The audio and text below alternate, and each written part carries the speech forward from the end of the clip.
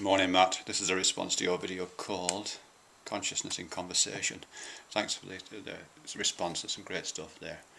I've made some notes. I'm just going to go through them very quickly. Sorry, it's 5:30 in the morning here in the UK, and I've got up ridiculously early, but never mind. Okay, first thing is, I think I used the term folk psychology or something like that, and you're quite rightly picking up on that. And one of the things you say there is, I mean the note I put is don't leave it to the experts, but that's not what you said. You said that we all have equivalent access to consciousness, and it should be explained in a way which takes account of the fact that we all have equivalent access. Yeah, I kind of agree with that. But unless it touches down at some point with mechanism, and I'm going to use that term mechanism again, then I don't know how valid it is. I mean, I think it's really interesting. There are some, because there are so many accounts of consciousness, aren't there, in the world? You know, I've made a couple of notes. I mean, things like that ancient Egyptian one, you know, where you got the Ka and the Ba, and I think it's 5 different components of the soul or consciousness, something like that. And Ka leaves the body at night and flies around the earth and goes through the belly of a snake, I think it is, and that's when you dream, and then returns to the body before awakening. I mean, it's great, but do we really want to take account of that? Or Philip K. Dick, slightly aberrant alternative version of consciousness, you know, where he lives in 2 worlds simultaneously, or he felt himself to live in 2 worlds simultaneously. He had a sense that his consciousness occupied a parallel universe, and that part of his consciousness was being beamed in by kind of extraterrestrials on Sirius. Is that a version of consciousness which we think we want to take account of? Again, in voodoo, they have this idea of the petit bon ange and the gros bon ange, the little good angel and the big good angel. And if you take the petit bon ange out of a person and put it in a jar, then that person will continue to function as a zombie. I mean, again, is that something we want to take into account of? I mean, these are all, these are fascinating, and the fact that they do seem to decompose into parts suggests, to me at least, that there's something attractive to all of us about the possibility of consciousness coming apart. It seems, but you know, I don't think we can take into account all of those. But what I really love about these, and Steiner as well, actually, I don't know as much as Steiner as you, is just the sheer poetry of this stuff. It's just fantastic. What I've said here is that some version of the poetry of everyday understanding. I don't have a problem with scientific reductive thinking, and I don't put the same. I don't use physicalism or mechanism in the same ways that you do, or with what I still detect as a slightly pejorative tone. If that's not the case, I apologise, but I don't have those. I see poetry in mechanism, and I see poetry in the physical. So, so there's some kind of poetry of everyday understanding I would certainly like to aim for. Okay, anyway, you say, and I think this is a really great point, you say that, you know, after I've been talking about modularity, you know, whatever that modularity might be, whether it's the one that Steiner, or whether it's these ones I've just cited, or whether it's something more neurological, or however we want to describe it. You say that your apparent unity is the point. The point isn't that it's made out of parts. The point is it's the coming together that's the point. And I think that is a really interesting aspect of it. I'm not sure whether that counts as the point. You know, Damasio talks a lot about orchestras in his latest book, and yes, the orchestra. The fact that the orchestra comes together is really important. The fact that all these different instruments seem to end up, not, as he puts it, not only playing a tune, but seemingly creating a conductor at the same time. It's fantastic, but I'm not sure whether that isn't simply explainable by another module, another mechanistic, another cog. Another 19th century pump slams the unity, and I don't know. You know, I think you know what I'm saying there. Really, I'm not sure. Yes, the unity requires explanation to the extent the unity exists requires explanation, but I'm not sure if that unity even could be reified into the status of a unique, I don't know, something else. Also, and this was something that got me thinking. About, you know, is our consciousness really unified? I mean, we do talk about it as unified, and we kind of experience it unified if we don't think about it too much. But is it really unified? I mean, some examples I've just noted down here about disunities. I've got yesterday in my mind, and now I've got today, 5:30 in the morning, and I've got tomorrow in my mind, but they're not really unified. I mean, I can see how they're part of an ongoing existence. I can kind of feel myself in the past, and I can project myself into the future a wee bit. But there's not a unity there. I exist if I feel as if I'm existing in a disunity, in a discontinuity between these temporal moments.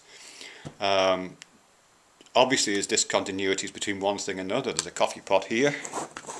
There's a coffee cup here. They're not really unified. You know, to the extent they exist as perceptual phenomena at all, they exist as disunities, and it's the divide, if anything, that my consciousness is producing, not the unity of them. I know there's unity and disunity, but I don't know, it seems significant. You mentioned feeling and thinking, but the fact that we do think them as different things, and they often appear as different things, and they often produce effects because of their differences, it seems to me, like moire patterns, you know. Again, it's the disunity, I think, which is quite interesting. And I've made desire and conscience. You know, we're often kind of caught in the interface between desire and conscience, and between intuition and reason, which is another discussion I'm having elsewhere. So yeah, unity is really interesting. But I often feel that I exist, or consciousness is happening for me, not in the unities, but in the interstices, in the gaps, and the tensions, and the frictions between these things. So I think there's another argument to be made which is counter to unity, or which is complementary to unity, possibly. Okay, you say experience emerges in the relationship between the atoms and includes space, and consciousness is what happens in space with atoms seeking one another out.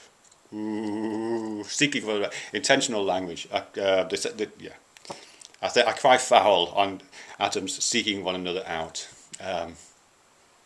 You know, you're including the phenomena we're trying to explain as part of the explanation. So I'm going to discount that sentence. But you might have a different thing in mind. Experience emerges in the relationship between atoms. I don't think it does. My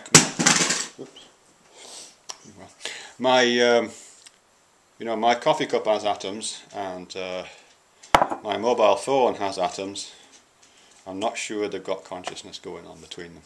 I know that's a really trivial example, but yeah.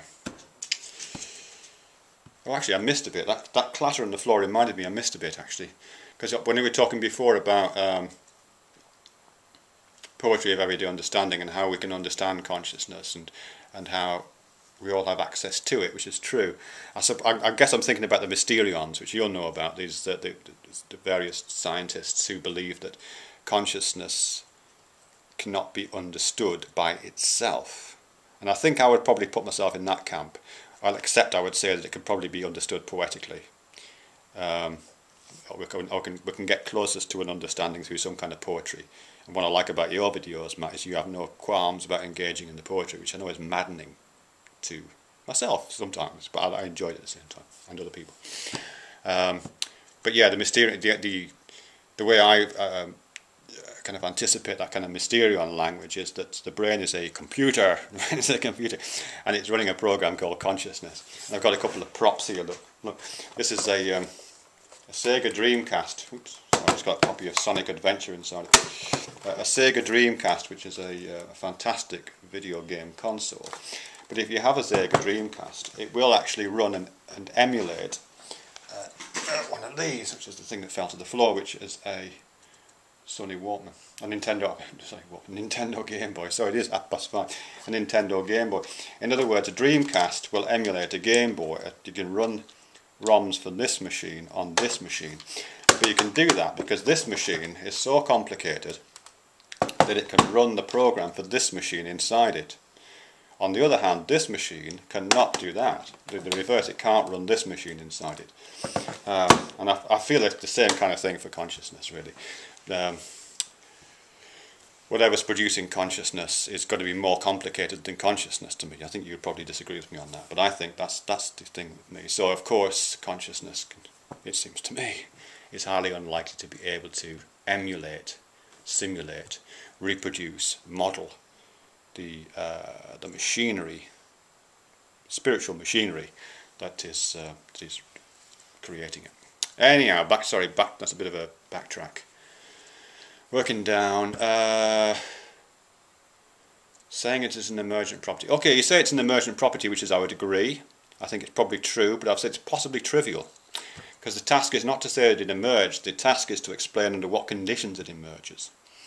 And I would say what mechanism, because I'm going to keep using mechanism just to kind of to mystify it, not to demystify it, but to re-mystify the mechanism.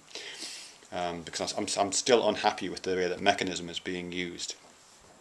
The task is to explain the conditions under which that emergence takes place, the mechanism which allows it to take place. And I think we can be pretty sure that whatever the mechanism is, whatever the conditions are that emergence takes place, they are pretty complex, and I would say this complex, neuronally complex. Okay, yeah, you mentioned physicalism again, and as I don't know, I seem to detect a curl of the lip when you say physicalist, just like you do when you say mechanism. I have no problem with looking at the physical as poetic, for want of a better word. But you say that consciousness is in the... Well, you seem to be saying that I'm saying, or people say that consciousness is in the brain, and you would say it's not in the brain. I don't think it's a good way of looking at it. I don't think in and out of the brain are good ways of looking at it. And here, I guess I'm thinking about people like Max Velmans, who talk about it as processes which don't really respond to that kind of in-out, interior-exterior logic. And the analogies that I've drawn is, you know, a bird needs wings to fly, just like we need brains to think. A bird needs wings to fly, but flying is not in the wings. Flying is what the wings do, and it doesn't really make any sense to say that flying is in or out. It's just part of the process. A car needs an engine to go, but its movement is not in the engine. Similarly, you know, consciousness is not in the brain, but it's not out of the brain either. It doesn't work well with that kind of container metaphor. Language and intersubjectivity you talked about. Yes, I would agree, and I kind of wish, yeah, it's really good. I mean, I think that's part of what you say is that language and intersubjectivity are part of what we mean by our enduring identity. So if we were to hark back to the kind of modularity, complex modularity, possibly autopoetic modularity, but modularity, yeah, I would say that absolutely intersubjectivity and language are part of that. Just as in my last video, you can, if you turn off little bits of brain function or cognitive function or mental function in some ways, so you see bits of consciousness shut down. I think the same is true of language and intersubjectivity. If you shut off the language centres of the brain, or if you choose not to learn language at some reason, or you deprive someone of learning of language, undoubtedly you shut off part of their consciousness. It doesn't develop. And similarly for intersubjectivity, you know, Bradley Manning is in solitary confinement because it's a torture, and it's a torture against consciousness, in my opinion. He is being deprived of part of his mind. And I think that's no accident, really. Okay, so saying the universe is organismic rather than mechanistic, you say. And again, I just want to reiterate again, I don't think the distinction holds between mechanism and distinction. You talk about autopoiesis, citing Maturana and Varela there, which is fantastic. I think Francisco Varela is great. But I don't think within the autopoietic process there's any account of why consciousness should emerge. It's fascinating. And he does some really interesting things with the laws of form, which I'm sure you've, with Brown's laws of form, where he talks about re-entry loops in that, but that's in relation to consciousness. But it's a poetic flourish rather than a real explanation. So saying it's organismic rather than mechanistic, I don't think it says anything. I think it just draws an artificial line in the sand, and is also teleological. And you cite Plato, a guy who's been dead for a long time, saying the universe is a living thing, but it's a teleological argument. You know, we're trying to explain consciousness as it appears within living organisms ourselves. Here we are, these living organisms, experiencing this thing called consciousness that we're trying to explain. You want to say that the consciousness is somehow in the universe, so you rebrand the universe as a living organism. Do you know what I mean? It goes in a circle, it's a circular argument. Just saying the universe is a living organism, which I don't think it is. I don't know how you could claim that again, other than poetically. But to me, the poetry doesn't lead anywhere really. Yeah, I think that's it really. I think you end by saying the universe is mind-like. Possibly, you know, like Fritjof Capra thing, the universe is less a gigantic thing than a gigantic thought.